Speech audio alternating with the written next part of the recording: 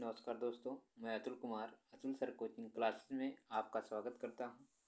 आज मैं आप लोगों को कक्षा 10 की गणित क्वेश्चन नंबर दूसरे से बताने जा रहा हूं, जो मैं आप लोगों को टॉपिक वाइज ही पढ़ाऊंगा। पहला क्वेश्चन आपके सामने मैंने यूट्यूब पर पढ़ाकर डाल दिया हूं, उसको आप अतुल सर कोचिंग क्लासेस पर जा कर के देख सकते हैं। कोचिंग क्लासेस पर जा कर के देख सकते हैं। तो आज क्वेश्चन नंबर दूसरा लेकर आया हूँ। दूसरा, तीसरा, चौथा क्वेश्चन आज आप लोगों को जो है स्टेप बाय स्टेप बताऊंगा, ठीक है। जिसमें दिखा है, क्वेश्चन नंबर दूसरा दिया है, दर्शाइए कि कोई भी धनात्मक विषम पूर्णांक 6q + 1 और 6q + 3 6q + 5 के रूप का होता है। ये दर्शाने की बात कर रहा है। क्या कर रहा है? दर्शाने की बात कर रहा है। इसलिए हम क्या करेंगे? मान लेंगे। माना दोस्तों, ए1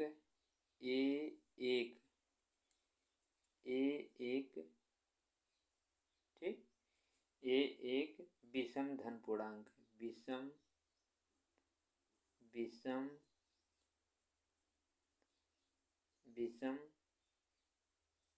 धन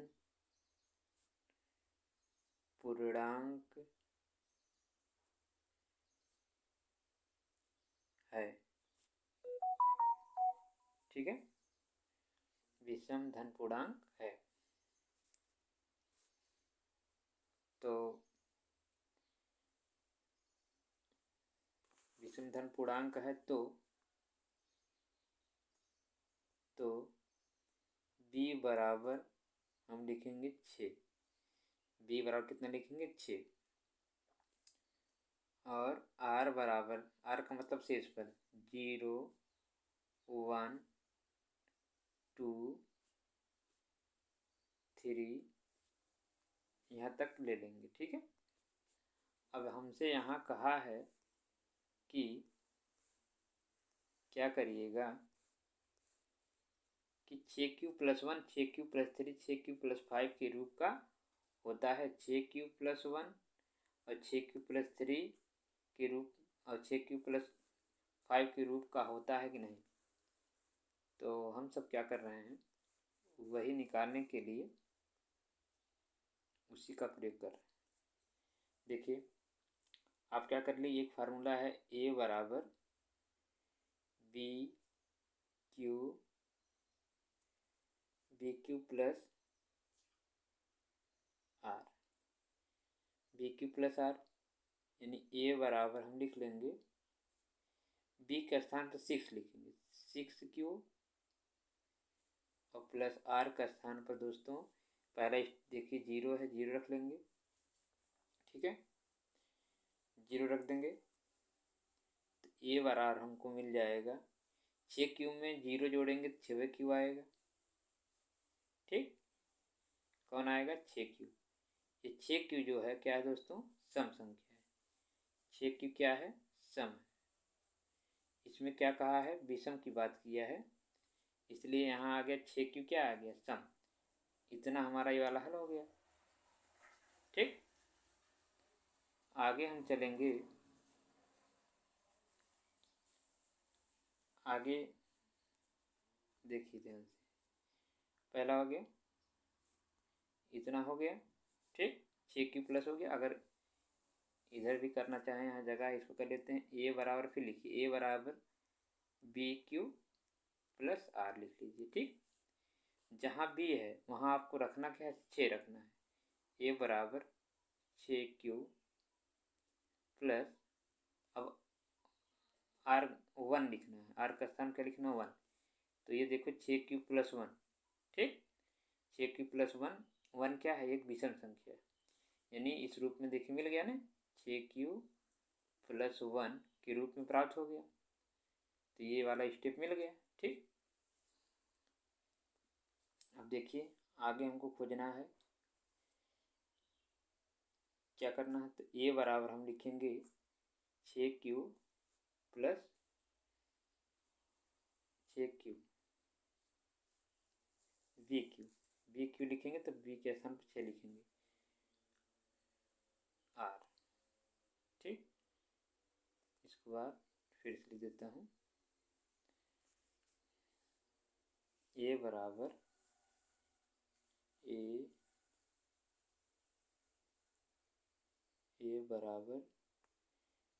B Q plus are.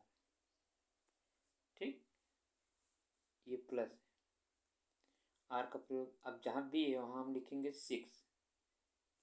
6Q और आर बराबर हम लोग माने हैं, कितना माने हैं, आर बराबर हम लोग माने थे, यानी 1 हो गया था, 2 रख देते हैं, आर के स्थान पर क्या रख देंगे 2।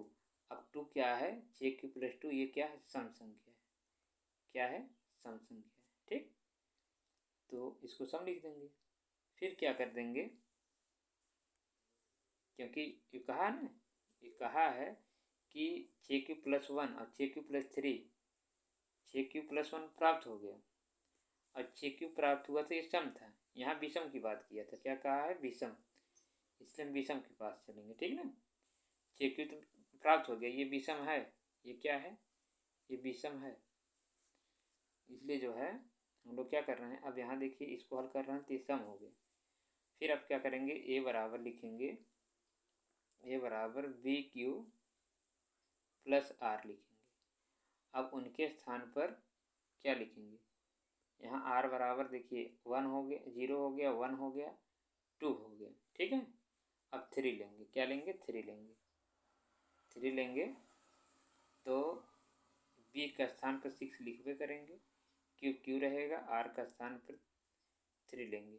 अब 3 क्या है, विषम संख्या है, इसलिए जो है यह विषम संख्या प्राप्त होगी, या 6Q प्लस 3 प्राप्त होगा। ठीक ना, अब आगे कह रहा है ए बराबर हम लिखेंगे बी क्यू प्लस आर। ठीक, अब ए बराबर हम लिखेंगे बी क्यू, बी का स्थान पर 6 लिखेंगे क्योंकि वहाँ बी बराबर 6 माना गया, क्यू रहने देंगे, आर का स्थान पर क्या लिखेंगे, आर का स्थान दोस्तों हम क्या माने, देखिए पॉइंट चल रहा है एकदम लाइन टू लाइन क्रमशः, 0 1 2 हो गया, 3 हो गया, उसके बाद क्या रखेंगे, 4 रखेंगे, क्या रखेंगे, 4 रखेंगे। ठीक, 3 हो गया, अब यहाँ रखेंगे 4, 4 क्या है, अब यहाँ से यहाँ तक पूरा क्या है, सम संख्या है।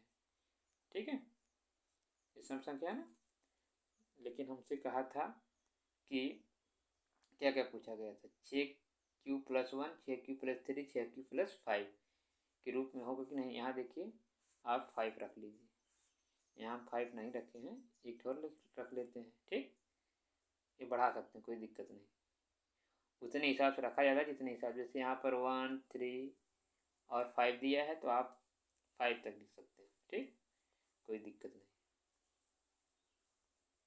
अब हम क्या करते हैं, 5 ले लेते हैं, यहाँ ए बराबर लिखेंगे बी क्यू प्लस आर। अब बी का स्थान पर 6 ले लेंगे और आर का स्थान पर 5। अब देखिए ये प्राप्त होगा, ये जब प्राप्त होगा ये कौन सी विषम है, ये क्या है, विषम।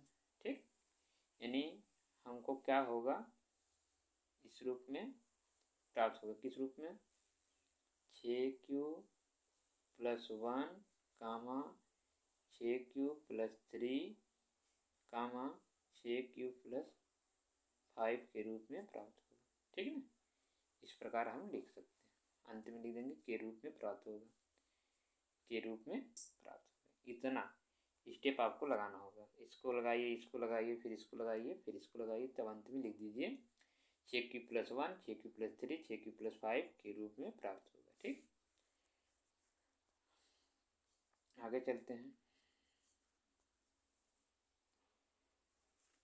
अगला सवाल हमारे पास है 3, किसी 3 है, इसमें कहा है किसी पीरियड में, किसी पीरियड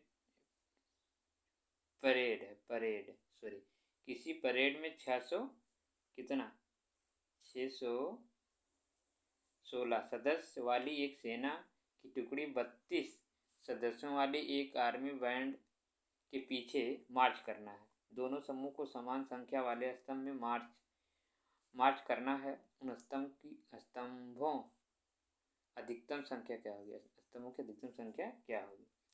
तो दोस्तों इस टाइप के सवाल आपको मिल जाए तो आप जान जाइए कि इसको क्या निकालना है, HCF निकालना। क्या निकालना है इसका? HCF निकालना। तो हम सब क्या करेंगे? HCF निकालने के लिए हम 616 को पहले लिख लेंगे। ठीक, 616 को पहले लिख लेंगे। चलिए चल काला ही रंग ले लेते हैं। 616 भाग करेंगे 32 में। ठीक, 616 भाग करेंगे 32 में। तो देखिए कैसे कटेगा। 32 दूना 64 होता है, इसलिए 61 से ज़्यादा हो जाएगा दोस्तों। 51 ले चलेंगे। 32 से कम 32 ले चलेंगे, फिर घटाएंगे यहाँ पर, तो 11 में से 2 गए 9 आ जाएगा। फिर यहाँ बचेगा 5 में से 3 गए 2 29 हो जाएगा। फिर 6 लेंगे। आप कितना लेंगे? 6 लेंगे। ठीक है, अब 6 को उतरवे करना है, तो 6 लेंगे तो हो जाएगा कितना? 296। अब 32 का इतनी बार करें कि ताकि 296 से ज़्यादा ना हो। तो 9 ले चलते हैं। ठीक है, क्योंकि 9 दूनी 18 का 8 हासिल लाए 1, 9 27 1 28 हो जाएगा। इतना हो जाएगा। फिर हम घटाएंगे, 16 में से 8 गए 8 हो जाएगा। और यहाँ बचेगा 8, 8 में से 8 गए कुछ नहीं बचेगा, यहाँ कुछ नहीं बचेगा। जब इतना हो जाता है दोस्तों, ये शेष बच गया, तो इस 32 को यहाँ उठा लाइए। अब 32 को उठा लाएँ। 8 का पढ़ा इतना पढ़ें ताकि 32 कट जाए। 4 दफ़ा पढ़ेंगे तो आपका 32 कट जाएगा ना। तो घटाएंगे तो आपका कट जाएगा, यानी HCF कौन होगा? 8 होगा। इसका HCF जो होगा वह 8 होगा। ठीक, समझ आ गया? समझ में नहीं आया हो तो कमेंट में ज़रूर लिखिएगा। यानी जब तक ना कटे, अगर देखो शेष बच गया, अब अंक कोई और नहीं है, तो आप ये वाला अंक उठा कर लाया करें। ठीक है, उठा कर लाइए। उसके बाद फिर 8 का पहाड़ा इतनी बार हम पढ़ दिए, 4 बार पढ़ दिए, 32 पूरा कट गया। और ये मासा नहीं होगा, यह 4 मासा नहीं होगा, 32 होगा, क्योंकि यह 8 जो है सबको पूरी क्या कर रहा है? काट दे रहा है। यानी HCF जो है हाईएस्ट कॉमन फैक्टर हो जाएगा, है ना। इस प्रकार भी लगा सकते हैं। उसके बाद इसकी दूसरी विधि है, कैसे उसको लगाएंगे? 616 को क्या करिए, ऐसे रख लीजिए। 616 बराबर यहाँ रखिए 32 इतना गुणा कराइए ताकि 616 से ज़्यादा ना हो। ठीक, तो 32 19 से यहाँ करेंगे कितना होगा? 32 19 में गुणा कराएंगे तो 9 दूनी 18 और 9 27 1 28 और 2 1 कम 2 3 1 कम 3 8 10 0 से 1 3 2 5 1 608 होगा। कितना होगा? 608। 616 में से 608 घटा लेंगे तो कितना बचेगा? 8 शेष बचेगा। यहाँ यही बचेगा। जब 8 शेष बच जाएगा तो प्लस करके शेष रख लेंगे।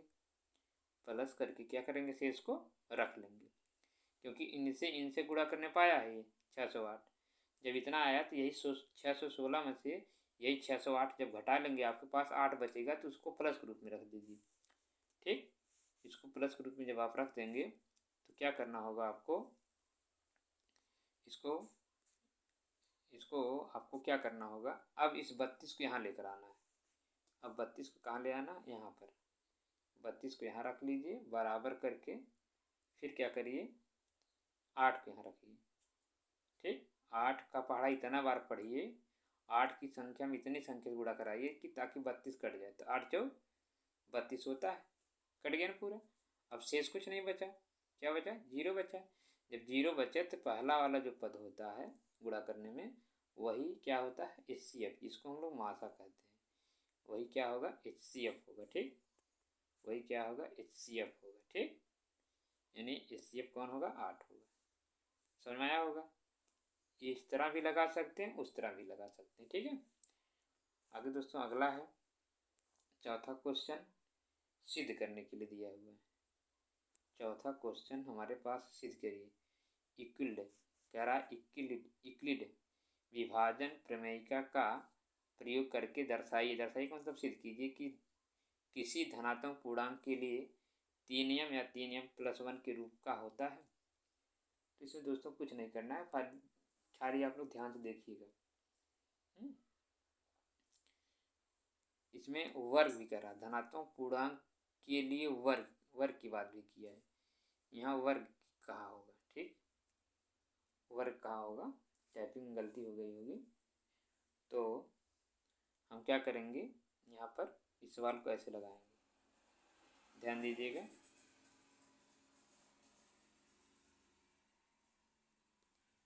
इसको ऐसे लगाएंगे, ठीक है। कैसे लगाएंगे, आपके सामने हम लिख रहे हैं। इसमें दे रहा है, आप मान लीजिए, क्या करिएगा, माना, है ना, आप मान लीजिएगा, माना ऐसे, माना ए तथा बी ऐसी दो धन पूर्णांक हैं, ए तथा बी, ए तथा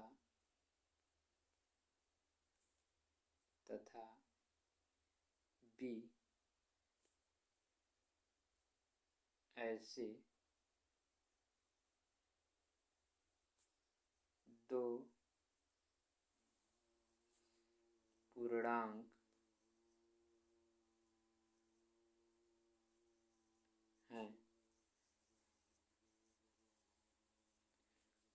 हैं, अर्थात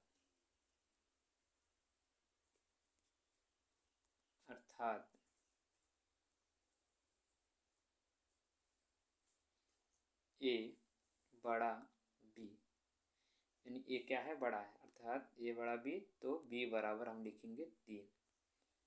क्या लिखेंगे, 3 लिखेंगे। ठीक, इतना हो गया। जब बी बराबर 3 लिखेंगे तो इतना हो जाएगा। उसके बाद ए बराबर BQ + R। अब ए का स्थान पर हमको क्या लिखना है, कुछ नहीं लिखना है। अब बी का स्थान 3 लिखना है, क्यू को रहने दीजिए। आर का स्थान पर, अब आपको आर का स्थान पर हमको क्या संभावित मान मानना पड़ेगा। मानो संभव मान कौन कौन है, मानो यहाँ संभव मान कौन कौन है, आपको मानना पड़ेगा। संभव मान हम मान लेते हैं 0 है, 1 है, ठीक है बाबू, 2 है, 3, 1 2 3 है, ठीक है, ये संभावित मान। अब जहाँ ये आर का मान है, किसका मान है, आर का, ध्यान दीजिएगा, ये आर के मान है सब। ठीक, तो अब आर यहाँ है, इनके स्थान पर हम लोग क्या रखेंगे, पहले 0 रखेंगे, यहाँ 0 रखेंगे, तो 3Q + 0 हो जाएगा, 3Q + 0। अब इनका क्या करेंगे, वर्ग जब करेंगे, क्योंकि वर्ग की बात भी किया है, जब वर्ग करेंगे तो ये क्या मिलेगा, बताइए क्या मिलेगा, 3 त्रिका 9 मिलेगा, 9Q² हो जाएगा। फिर बराबर करके हम 3 कॉमन लेंगे तो हमारे पास बचेगा 3Q² बचेगा ना। अब यहाँ पूर्णांक की, यहाँ कह रहा था कि m पूर्णांक है, यहाँ लिखा नहीं है, m पूर्णांक है, तो यहाँ इनके स्थान पर m लिख दिया जाएगा। क्या लिख दिया जाएगा, m। तो ये 3m + 3m हमको क्या हो जाएगा, के रूप में प्राप्त हो जाएगा, 3m के रूप में हमको क्या हो जाएगा, प्राप्त हो जाएगा। ठीक, आगे देखिए। अब हम क्या करेंगे, फिर लिखेंगे a बराबर BQ + R। अब अभी हम 0 रखे थे, अब b का स्थान पर हम 3 रखे थे, Q रखे थे, R का स्थान पर अब हम क्या रखेंगे, 1 रखेंगे, क्योंकि 0 रख दिया गया। जब 1 रखेंगे, इसका स्क्वायर जब करेंगे तो दोस्तों इसका स्क्वायर जब आप लोग करेंगे तो आएगा क्या, इसका स्क्वायर आएगा 9 का स्क्वायर, 9 क्यू का स्क्वायर प्लस 6 क्यू और प्लस 1। ये जो है किस पर रखना है, ए प्लस बी का होल स्क्वायर वाले सूत्र पर रखोगे तो इतना आ जाएगा। अब आपको फिर क्या कर लेना है, 3 कॉमन ले लेना है, क्योंकि 3 पहले से हमको पता है कि 3 एम प्लस वो 1 लाना, इसलिए जो है इसको मानना पड़ेगा, इसको जो है 3 को कॉमन लेना पड़ेगा। 3 कॉमन लेंगे, 3 त्रिका 9 क्यू स्क्वायर प्लस 3 दूनी 6 क्यू, अब प्लस 1। ये नहीं हो रहा तो इसको नहीं लेंगे, अब इनके स्थान पर हम m लिखेंगे, क्योंकि m जो था पूर्णांक था, 3m प्लस 1 हो जाएगा। ठीक, ये हो गया हमारा 3m प्लस के रूप में लिखा जा सकता है, के रूप में लिखा जा सकता है। ठीक, जा सकता है, यही के रूप में लिखा जा सकता है, यही 2 चीज़ ही थी। ठीक, उसी प्रकार आपका अगला था, अगला क्या था, इसमें यही कहा था ना, इसमें यही कहा था कि 3m और 3 + 1 के रूप में प्राप्त हो, तो इधर हमको मिल गया, प्राप्त हो गया। ठीक, इधर हमको देखिए मिल गया ना 3m, यानी 3m हमको मिल गया और 3m + 1 के रूप में लिखा जा सकता है। ठीक है, के रूप में लिखा जा सकता है, इसको ऐसे लिख लेंगे, जा सकता है। ठीक, यदि दोस्तों वीडियो अच्छा लगा हो तो लाइक और सब्सक्राइब ज़रूर करिएगा। आगे यदि जो है चैनल को सब्सक्राइब नहीं किए हैं तो ज़रूर कर लीजिएगा और बेल आइकन को दबा लीजिएगा, ताकि अगली वीडियो जब हम अपलोड करें तो आपके यहाँ पहुँच जाए। तब तक के लिए दोस्तों धन्यवाद।